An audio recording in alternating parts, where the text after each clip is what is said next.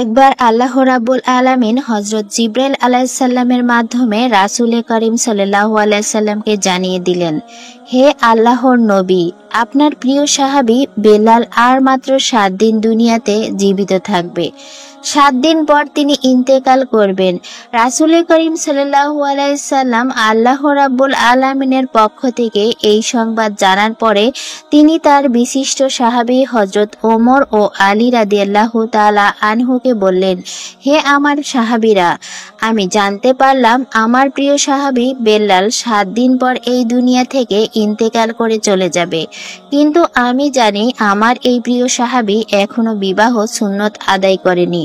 তাই তোমরা যাও, মদিনার প্রতিটি ঘরে ঘরে খুঁজে দেখো আমার এই প্রিয় সাহাবীর সাথে কোনো মেয়ের পিতা তার কন্যাকে বিবাহ দিতে রাজি হয় কিনা। তবে তোমরা সেই পিতাকে অবশ্যই বলে দিবে যে বেলাল আর মাত্র 7 দিন জীবিত থাকবে। হযরত আলী ও ওমর রাদিয়াল্লাহু তাআলা আনহু রাসূল আকরাম সাল্লাল্লাহু আলাইহি সাল্লামের থেকে এই নির্দেশ পাওয়ার পরে হযরত বেলাল রাদিয়াল্লাহু তাআলা আনহু এর জন্য পাত্রের সন্ধানে বেরিয়ে পড়লেন। তারা কন্যার পিতার কাছে গিয়ে বললেন, আল্লাহর নবী প্রিয় সাহাবী হযরত বেলাল রাদিয়াল্লাহু তাআলা আনহু এর জন্য রাসূল আকরাম বিবাহের একজন পাত্রী খুঁজছেন। আপনারা কেউ কি আপনাদের কন্যাকে বেলালের সাথে বিয়ে দিতে রাজি আছেন? তাদের এই কথা শুনে কন্যার পিতারা বলতে লাগলো, আমরা কেন আল্লাহর নবীর প্রিয় সাহাবী হযরত বেলালের হাতে আমাদের কন্যাকে তুলে দেব না। আমরা অবশ্যই আমাদের কন্যাকে তার সাথে বিবাহ দিতে চাই। এটা তো আমাদের জন্য একটি সৌভাগ্যের ব্যাপার হবে। তখন হযরত আলী ওমর রাদিয়াল্লাহু তাআলা আনহু তাদেরকে বললেন, কিন্তু তোমরা একটি বিষয় জেনে রাখো, হযরত বেলাল আর মাত্র 7 দিন এই পৃথিবীতে জীবিত থাকবে। 7 দিন পরে তিনি ইন্তেকাল করবেন।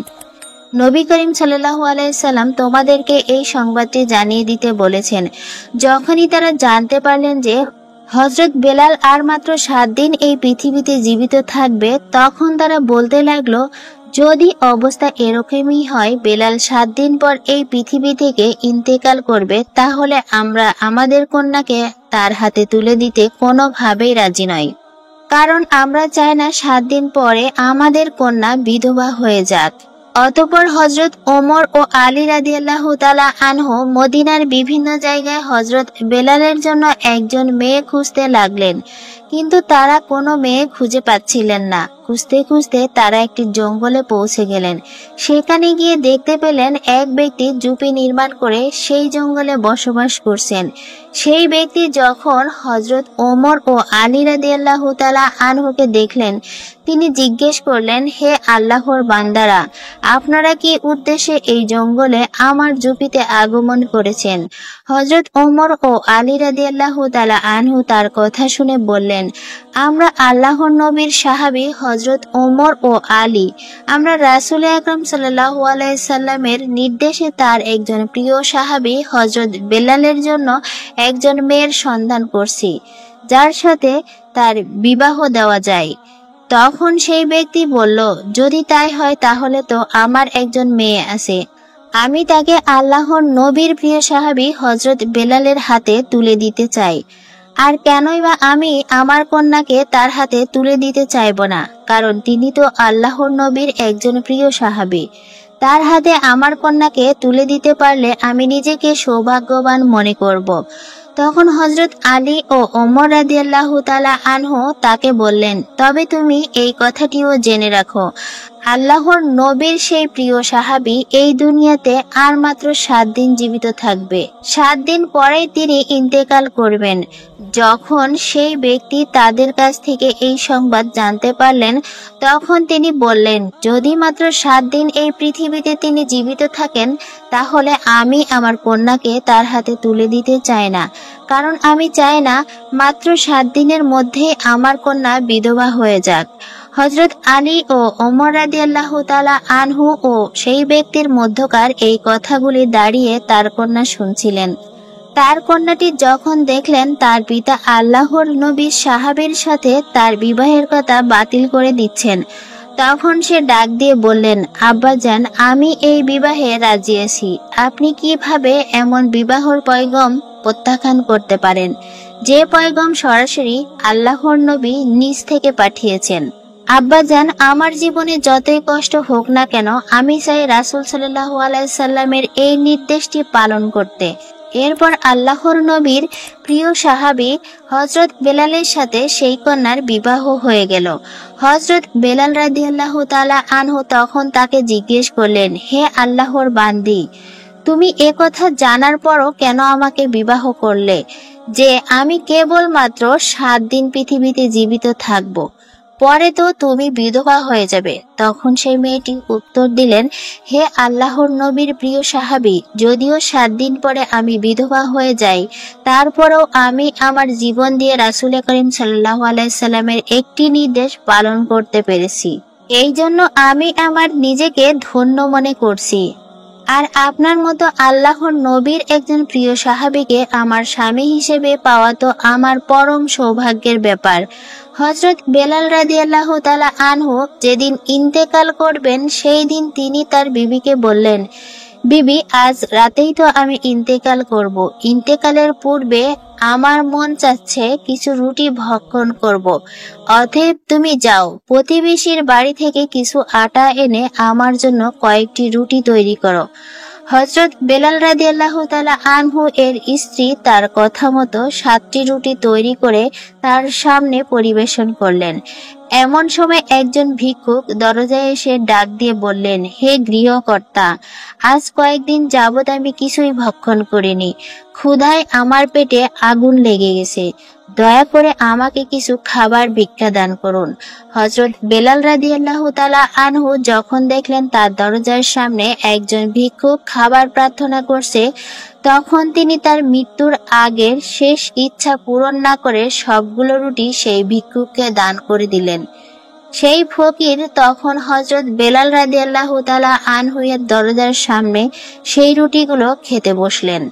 যখন হযরত বেলাল রাদিয়াল্লাহু তাআলা আনহু মৃত্যুর সময় ঘনিয়ে আসলো, তখন হযরত আজরাইল আলাইহিস সালাম তার জান কবজ করার জন্য তার দরজার সামনে উপস্থিত হলেন। কিন্তু হযরত বেলাল রাদিয়াল্লাহু তাআলা আনহু এর দরজার সামনে উপস্থিত হয়ে দেখতে পেলেন এক ফকির ঘরের ভিতরে যাওয়ার পথ আটকে বসে আছে।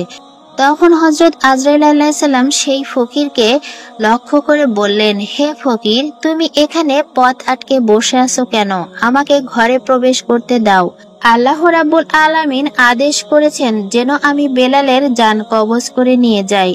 তখন সেই ফকির আজরাইল আলাইহিস সালামকে বলল, আজরাইল, তুমি কি জানো না খানা খাওয়ার সময় কাউকে বিরক্ত করতে হয় না? তুমি কি দেখতে পাচ্ছ না আমি এখানে বসে খানা খাচ্ছি? হযরত আজরাইল আলাইহিস সালাম যখন দেখলেন ফকির কোনোভাবেই তার পথ ছাড়ছে না, তখন তিনি আল্লাহ রাব্বুল আলামিনের কাছে গিয়ে বললেন, হে পরওয়ারদিগার, আমি আপনার হুকুমে আপনার বান্দা বেলালের জান কবজ করতে গিয়েছিলাম, কিন্তু সেখানে গিয়ে দেখি এক ফকির বেলালের ঘরের দরজার পথ আটকে বসে আছে। আমি বেলালের ঘরে প্রবেশ করতে পারছি না এবং তার জান কবজও করতে পারছি না। তখন আল্লাহ রাব্বুল আলামিন আজরাইল আলাইহিস সালামকে বললেন, আমার যে বান্দা বেলালের দরজার সামনে বসে আছে সে অত্যন্ত প্রিয় ভালোবাসার পাত্র। খবরদার, তুমি তার সাথে কোনো রকম বেয়াদবি করো না। এখন গিয়ে তুমি আদবের সাথে তাকে জিজ্ঞেস করো সে কি চায়। যদি তার কোনো দাবি থাকে তুমি তার দাবি পূরণ করে তারপরেই হযরত বেলালের জান কবজ করে নিয়ে এসো। আল্লাহ রাব্বুল আলামিনের এই নির্দেশে হযরত আজরাইল আলাইহিস সালাম আবারও হযরত বেলাল রাদিয়াল্লাহু তাআলা আনহু এর দরজার সামনে আসলেন তার জান কবজ করার জন্য। কিন্তু তখনও তিনি দেখতে পেলেন সেই ফকির হযরত বেলালের দরজার সামনে বসে রুটিগুলো ভক্ষণ করছেন। এবার হযরত আজরাইল আলাইহিস সালাম সেই ফকিরকে বললেন, হে আল্লাহর প্রিয় বান্দা, বলো তুমি বেলালের দরজা থেকে সরে যাওয়ার জন্য কি চাও? আল্লাহ রাব্বুল আলামিন বলেছেন, তুমি যা চাইবে তোমাকে তাই দান করবে। তখন সেই ফকির বলল, বেলাল আমাকে 7টি রুটি দান করেছেন, আর আল্লাহ রাব্বুল আলামিন বলেছেন যে 1 গুণ দান করবে তার বিনিময়ে আল্লাহ তাকে 10 গুণ দান করবেন। আমি চাই বেলালের এই 7টি রুটির বিনিময়ে তাকে 70 বছর হায়াত দান করা হোক। ফকিরের এই কথা শুনে আজরাইল আলাইহিসসালাম বললেন, এটা তো অসম্ভব। আল্লাহ রাব্বুল আলামিন আমাকে বেলালের জান কবজ করার নির্দেশ দিয়েছেন, অতএব আমাকে তার জান কবজ করে আল্লাহ রাব্বুল আলামিনের হুকুম পালন করতেই হবে। তুমি এছাড়া অন্য কিছু চাও, তুমি যা চাইবে আল্লাহ রাব্বুল আলামিন তোমাকে তাই দান করবেন। তখন সেই ফকির বলল, আমি এছাড়া অন্য কিছু চাই না। দুনিয়ার কোনো ধন সম্পদ ও পার্থিব সুখ শান্তির আশা আমার নেই। আমি চাই আল্লাহর নবীর প্রিয় সাহাবী হযরত বেলালের হায়াত ৭০ বছর পর্যন্ত বৃদ্ধি করে দেওয়া হোক।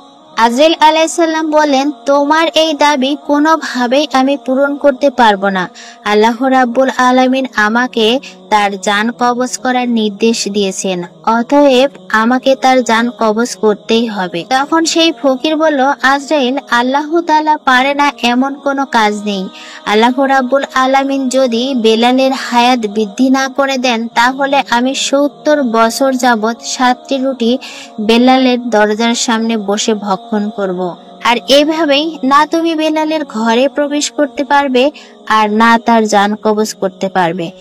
পবিত্র হাদিস শরীফে ঘোষণা করেছেন আল্লাহ রাব্বুল আলামিন, এই দুনিয়াতে আল্লাহর এমন কিছু প্রিয় বান্দা রয়েছে, আল্লাহ রাব্বুল আলামিনের নামে শপথ করে কোনো কথা বলে দেন, তাহলে আল্লাহ রাব্বুল আলামিন অবশ্যই তাদের সেই দাবি পূরণ করবেন। হযরত বেলালের দরজার সামনে যে ফকির বসেছিলেন, তিনি সাধারণ কোনো ফকির ছিলেন না, তিনি ছিলেন আল্লাহ ও তার রাসূলের পাগল হযরত ওয়াইস করনী রহমাতুল্লাহ আলাইহি। হযরত ওয়াইস করনী রহমাতুল্লাহ আলাইহি যখন আল্লাহর কাছে হযরত বেলালের হায়াত বৃদ্ধির জন্য দাবি করে বসলেন, তখন আল্লাহ রাব্বুল আলামিন এই দাবি পূরণ না করে আর পারলেন না।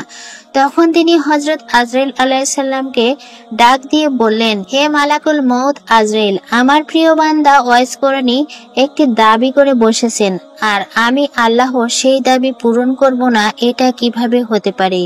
হে আজরাইল, তুমি ফিরে আসো। আমি আমার প্রিয় বান্দা হযরত ওয়াইস করনীর দাবি মঞ্জুর করে নবীজির প্রিয় সাহাবী হযরত বেলালের হায়াত ৭০ বছর পর্যন্ত দীর্ঘ করে দিলাম। একবার আমিরুল মুমিনিন হযরত ওমর রাদিয়াল্লাহু তাআলা আনহু ও হযরত আলী রাদিয়াল্লাহু তাআলা আনহুকে সঙ্গে নিয়ে কুফা নগরীতে গমন করলেন।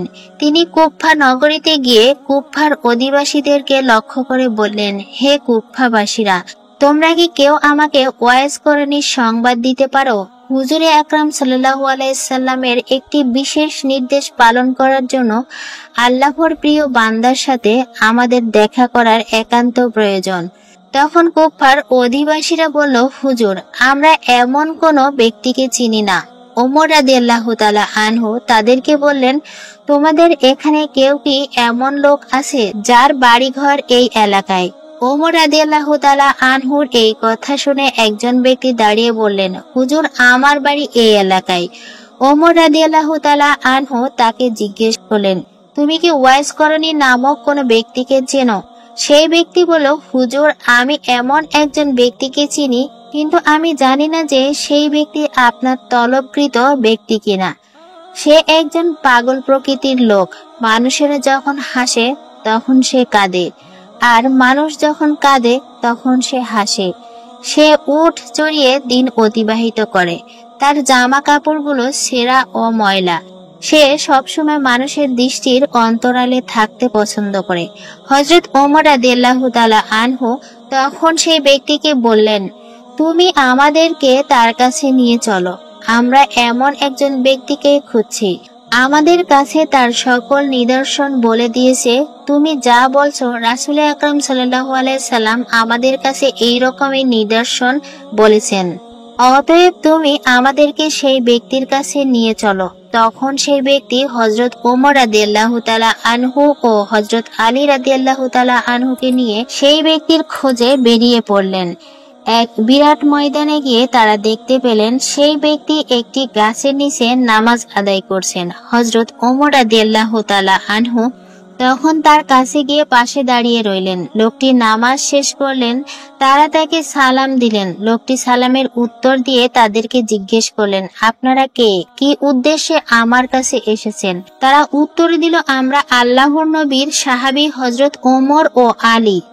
আমরা আল্লাহর এক প্রিয় বান্দাকে অন্বেষণ করার উদ্দেশ্যে এখানে এসেছি। আপনি দয়া করে আপনার নামটি আমাদের কাছে বলবেন। তখন সেই ব্যক্তি বলল, আমার নাম আব্দুল্লাহ, অর্থাৎ আমি আল্লাহর বান্দা। হযরত ওমর রাদিয়াল্লাহু তাআলা আনহু বললেন, আমরা তো সবাই আব্দুল্লাহ। আমি আপনার কাছে সেই নামটি জানতে চাচ্ছি যে নামটি আপনার বাবা মা আপনার জন্য রেখেছিলেন। তখন সেই ব্যক্তি বলল, আমার বাবা মা আমার জন্য ওয়াইস নাম রেখেছিলেন এবং লোকেরা আমাকে ওয়াইস করেনি বলে ডাকে। তখন ওমর রাদিয়াল্লাহু তাআলা আনহু তাকে বললেন, হে আল্লাহর বান্দা, আপনি কি দয়া করে আপনার ডান হাতটি আমাদেরকে দেখাবেন? ওয়াইস করেনি রহমাতুল্লাহ আলাইহি তখন হযরত ওমর ও আলী রাদিয়াল্লাহু তাআলা আনহুর দিকে ডান হাতটি এগিয়ে দিলেন। তখন তারা দেখতে পেলেন তার ডান হাতে কুষ্ঠরোগের একটি সাদা চিহ্ন রয়েছে। রাসূল আকরাম সাল্লাল্লাহু আলাইহি সাল্লাম তার নির্দেশগুলি বলার সময় এই নির্দেশগুলি বলে দিয়েছিলেন। তখন তারা দুজন তার হাতে চুম্বন দিয়ে বললেন, হে আল্লাহর প্রিয় বান্দা, আমরা তো আপনার খোঁজেই এসেছিলাম। তখন তিনি তাদেরকে জিজ্ঞেস করলেন, কেন আপনারা এত কষ্ট করে আমাকে অন্বেষণ করে বের করেছেন? তখন তারা বললেন, হুজুর আকরাম সাল্লাল্লাহু আলাইহি সাল্লামের ইন্তেকালের পূর্বে আমাদেরকে একটি ওসিয়ত করে গেছেন।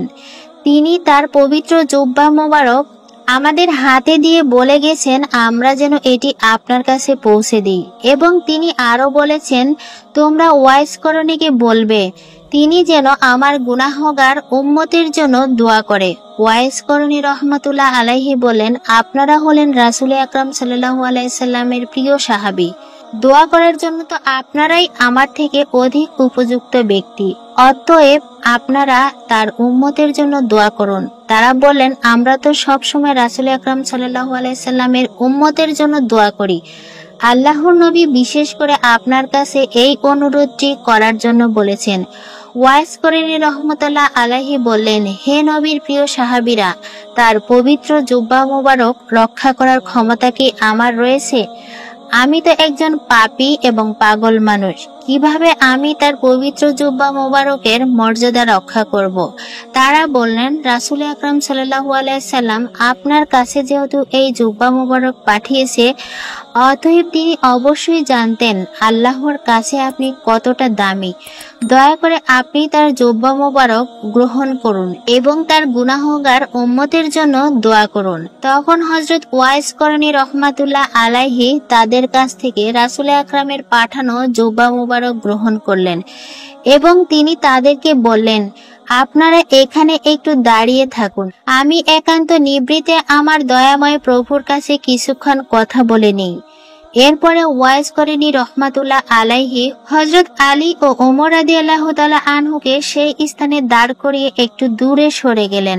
অতঃপর তিনি সেজদায় পড়ে আল্লাহ রাব্বুল আলামিনের দরবারে কাঁদতে লাগলেন, হে পাক পরওয়ারদিগার, তোমার প্রিয় হাবিব আমার কাছে তার জুব্বা মোবারক পাঠিয়েছে এবং তিনি বলেছেন আমি যেন তার গুনাহগার উম্মতের জন্য দোয়া করি। তোমার হাবিব তার দায়িত্ব পালন করেছে। হযরত আলী ওমর রাদিয়াল্লাহু তাআলা আনহুকে তিনি একটি দায়িত্ব দিয়েছিলেন, তারাও তাদের দায়িত্ব পালন করেছেন এবং আপনার প্রিয় হাবিব আমাকেও একটি দায়িত্ব দিয়েছেন, আর তা হলো আমি যেন তার গুনাহগার উম্মতের জন্য দোয়া করি।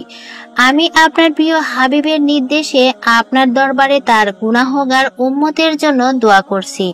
দয়াময়, আপনি তার সকল গুনাহগার উম্মতকে ক্ষমা করে দেন। ওয়াইস করিনি রহমতুল্লাহ আলাইহির এই মোনাজাতের পরিপ্রেক্ষিতে আল্লাহ রাব্বুল আলামিন বললেন, হে ওয়াইস, তুমি সিজদা থেকে মাথা উঠাও। তোমার এই দোয়ার বরকতে আমি উম্মতে মুহাম্মদীর একটি অংশকে ক্ষমা করে দিলাম।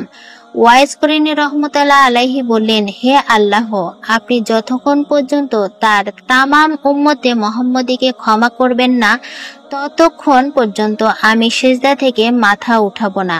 এবং আপনার প্রিয় হাবিবের জুব্বা মোবারক পরিধান করব না। তখন আল্লাহ রাব্বুল আলামিন বললেন, হে ওয়াইস, তোমার দোয়ার কারণে আমি উম্মতে মুহাম্মদের 1/3 গুনাহ ক্ষমা করে দিলাম। তুমি সিজদা থেকে মাথা উঠাও। ওয়াইস করণী রহমতুল্লাহ আলাইহি বললেন, হে আল্লাহ, যতক্ষণ না আমি আপনার প্রিয় হাবিবের সমস্ত উম্মতের গুনাহ গুলোকে ক্ষমা না করাতে পারবো, ততক্ষণ পর্যন্ত আমি সিজদা থেকে মাথা উঠাবো না এবং আপনার প্রিয় হাবিবের জুব্বা মুবারক আমি গায়ে দেব না। আল্লাহ রাব্বুল আলামিন বললেন, তোমার দোয়ার কারণে আমি অর্ধেক উম্মতি মুহাম্মদের গুনাহ ক্ষমা করে দিলাম, তুমি সিজদা থেকে মাথা উঠাও। ওয়াইস করণী রহমাতুল্লাহ আলাইহি পুনরায় আল্লাহ রাব্বুল আলামিনের দরবারে আরজ করে বললেন, হে আল্লাহ, আপনি তামাম উম্মতি মুহাম্মদের গুনাহগুলোকে ক্ষমা করে দেন, তখনই কেবল আমি সিজদা থেকে মাথা উঠাবো। এইদিকে দূরে দাঁড়িয়ে থাকা হযরত উমর রাদিয়াল্লাহু তাআলা আনহু অনেকক্ষণ পর্যন্ত দাঁড়িয়ে থাকার কারণে বিরক্ত বোধ করলেন।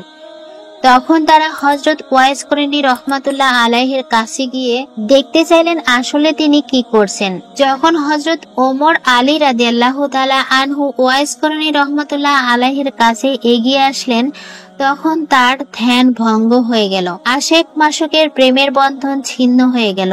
তখন তিনি অত্যন্ত আফসোস নিয়ে হযরত ওমর ও আলী রাদিয়াল্লাহু তাআলা আনহুকে বললেন, আপনারা যদি আরেকটু পরে আসতেন তাহলে আমি সমস্ত উম্মতি মুহাম্মদের গুনাহগুলিকে ক্ষমা করে নিতে পারতাম। আপনারা আমার কাছে এগিয়ে আসায় আমার ধ্যান ভঙ্গ হয়ে গেছে, যার কারণে আমি আল্লাহ রাব্বুল আলামিনের কাছ থেকে সমস্ত উম্মতি মুহাম্মদের গুনাহ ক্ষমা করে নিতে পারলাম না। তখন তারা আফসোসের সাথে আল্লাহ রাব্বুল আলামিনের দরবারে তওবা করে ফরিয়াদ করলেন, হে আল্লাহ, আপনার প্রিয় বান্দার ধ্যান ভঙ্গ করার জন্য আপনি আমাদেরকে ক্ষমা করে দেন। এরপরে হযরত আলী রাদিয়াল্লাহু তাআলা আনহু হযরত ওয়াইস করণী রহমাতুল্লাহ আলাইহিকে বললেন, আল্লাহর বান্দা আল্লাহর রাসূলকে কতটাই না ভালোবাসতেন। হে আল্লাহর বান্দা, আপনি আল্লাহর রাসূলকে কতটাই না ভালোবাসতেন, তারপরেও কেন আপনি তার জীবন দশায় মদিনায় এসে তার সাথে সাক্ষাৎ করেননি? ওয়াইস করণী রহমাতুল্লাহ আলাইহি তখন তাদেরকে জিজ্ঞেস করলেন, আপনারা তো সবসময় রাসূল আকরাম সাল্লাল্লাহু আলাইহি সাল্লামের পাশে পেয়েছিলেন, আচ্ছা বলুন তো, তার চেহারা মোবারকের যে ভুরুগুলো ছিল সেগুলো কি জোড়া লাগানো ছিল, না তার মাঝখানে কোনো ফাঁকা স্থান ছিল? তখন তারা বললেন, হে আল্লাহর প্রিয় বান্দা, সম্মান ও মর্যাদার দিকে লক্ষ্য করে আমরা কখনো তার চেহারার দিকে তাকাতে পারতাম না। তখন ওয়াইস করণী রহমাতুল্লাহ আলাইহি তাদেরকে বললেন, হে নবীর প্রিয় সাহাবীরা, কিন্তু আমি কখনো নবীকে দেখিনি, তারপরে তোমাদেরকে বলে দিচ্ছি, রাসূল আকরাম সাল্লাল্লাহু আলাইহি সাল্লাম চেহারা মোবারকের ভুরুগুলো ছিল একত্রে জোড়া লাগানো। মূলত রাসূল আকরাম সাল্লাল্লাহু আলাইহি সাল্লামকে দেখার প্রবল বাসনা আমার মনেও ছিল, কিন্তু আমার একজন বৃদ্ধা অসুস্থ মা ছিল, তার সেবা যত্ন করার মতো আমি ছাড়া এই পৃথিবীতে আর কেউ ছিল না, তাই তাকে ফেলে রাসূলের সাথে সাক্ষাৎ করার জন্য আমি কখনোই যেতে পারিনি। এরপর হযরত ওমর রাদিয়াল্লাহু তাআলা আনহু ওয়াইস করণী রহমাতুল্লাহ আলাইহির কাছে আরজ করলেন, আপনি আমার জন্য আল্লাহর কাছে একটু দোয়া করুন। ওয়াইস করণী রহমাতুল্লাহ আলাইহি বললেন, আমি কোনো ব্যক্তি বিশেষের জন্য দোয়া করি না, আমি আল্লাহর কাছে প্রতি নামাজে পড়ে দোয়া করি, তোমার প্রিয় হাবিবের যে সকল উম্মতের ঈমান নিয়ে দুনিয়া থেকে বিদায় গ্রহণ করবে তাদেরকে তুমি ক্ষমা করে দাও। অতএব আপনি যদি ঈমান নিয়ে এই দুনিয়া থেকে বিদায় গ্রহণ করতে পারেন তাহলে আমার এই দোয়া পরকালে আপনাকে খুঁজে নেবে। হযরত ওমর রাদিয়াল্লাহু তাআলা আনহু তখন তাকে বললেন, জনাব, আমি কি আপনার খুরফুসের জন্য কুফার গভর্নরের কাছে একটি চিঠি লিখে দেব, যাতে প্রতি মাসে সে আপনাকে একটি নির্দিষ্ট পরিমাণ অর্থ প্রদান করে, যার মাধ্যমে আপনি আপনার জীবনে সচ্ছলতার সাথে অতিবাহিত করতে পারেন। ওয়াইস করণী রহমাতুল্লাহ আলাইহি ওমর রাদিয়াল্লাহু তাআলা আনহুকে 2টি দিরহাম দেখিয়ে বললেন, এই 2টি দিরহাম আমি উট চড়িয়ে উপার্জন করেছি, আপনি কি আমাকে নিশ্চয়তা দিতে পারেন যে এই 2টি দিরহাম খরচ করার জন্য আমি জীবিত থাকতে পারবো? আর যদি আপনি আমার বেঁচে থাকার নিশ্চয়তা দিতে না পারেন তাহলে আপনার নাজরানার কোনো প্রয়োজন আমার নেই। হযরত ওমর রাদিয়াল্লাহু তাআলা আনহু তখন তার কথা শুনে অঝোর নয়নে কাঁদতে লাগলেন। অতঃপর তিনি বললেন, হে আল্লাহর বান্দা, এই পৃথিবীতে কে কার মৃত্যুর গ্যারান্টি দিতে পারে? হায় আফসোস, আমরা দুনিয়াকে নিয়ে কতটাই ব্যস্ত, পাগল হয়ে গেছি। আপনাদের মতো আল্লাহর প্রিয় বান্দারা রয়েছে বিধায় আল্লাহ রাব্বুল আলামিন আপনাদের ওসিলায় আমাদেরকে রিজিক দান করছেন। যদি এই পৃথিবীতে আপনাদের মতো বান্দারা না থাকতো তাহলে হয়তো আল্লাহ রাব্বুল আলামিন আমাদেরকে এক ফোঁটা পানীয় রিজিক হিসেবে দান করতেন না। তখন ওয়াইস করেনি রহমাতুল্লাহ আলাইহি তাদেরকে বললেন, এবার আপনারা আমাকে বিদায় দান করুন। আমি লোকচক্ষুর অন্তরালে থাকতে সব সময় পছন্দ করি। ওমর রাদিয়াল্লাহু তাআলা আনহু তাকে বললেন, হে আল্লাহর প্রিয় বান্দা, কখনো যদি আপনার কোনো প্রয়োজন হয় তাহলে আমাদেরকে স্মরণ করবেন। ওয়াইস করিনি রহমাতুল্লাহ আলাইহি বললেন, হে আল্লাহর নবী, প্রিয় সাহাবী, আল্লাহ রাব্বুল আলামিন আমার উত্তম অভিভাবক। আমি সব সময় আমার সকল প্রয়োজন তার কাছে ব্যক্ত করি, পৃথিবীর কোনো শ্রেষ্ঠ মাখলুকের কাছে ব্যক্ত করি না। এই বলে ওয়াইস করিনি রহমাতুল্লাহ আলাইহি তাদের কাছ থেকে বিদায় গ্রহণ করলেন। প্রিয় বন্ধুগণ, ভিডিওটি ভালো লাগলে একটা লাইক দিবেন এবং কমেন্ট বক্সে অবশ্যই আপনার মূল্যবান মতামত জানাবেন।